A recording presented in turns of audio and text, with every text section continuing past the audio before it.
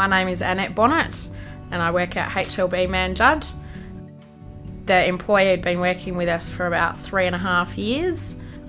Good accountant, and then started to get sick, go downhill, and ended up in hospital having various tests, and about 2 days later diagnosed with cancer. When her partner came in to see us within a couple of weeks after her getting sick, one of the things he said to us straight away was, we understand if you need to put her off or if you need to get rid of her because you've got to run a business sort of thing, and we don't exactly know how sick she is or when she may be able to return to work. We were quite honest up front and said that we would keep the job open until we knew what her diagnosis, I guess, was, or how serious it was all going to be. And I think that was just one less thing for them to worry about.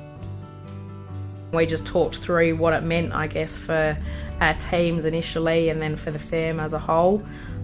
We talked through also what we should do with the employees. How much do you tell them? Is too much information not good? Is not enough information going to affect them and think we're holding something back? We announced it through the team meeting, so pretty much all the partners were there, and then every staff member found out sort of by word of mouth. We didn't think it was appropriate to do it via an emailing system or anything like that, so it was very much a face-to-face communication. We had to be a little bit careful, obviously, with the confidentiality of somebody that's in hospital, not giving away too much information too quickly. But then we met a balance, I guess, and as we felt they needed to know, had fairly regular communication with them.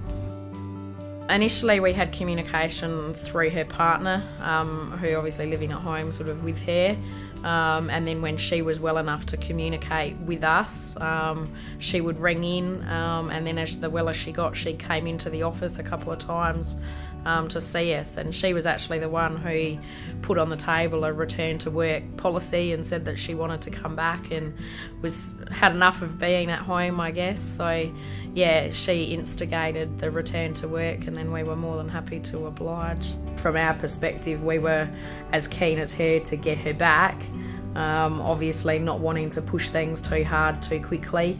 So we started probably at the lower end with her of less number of hours, less challenging sort of work, and within a couple of weeks she was wanting more hours, wanting harder work, and was enjoying the experience being back. She was wanting obviously to return to work, she was wanting to get some normality back into her life.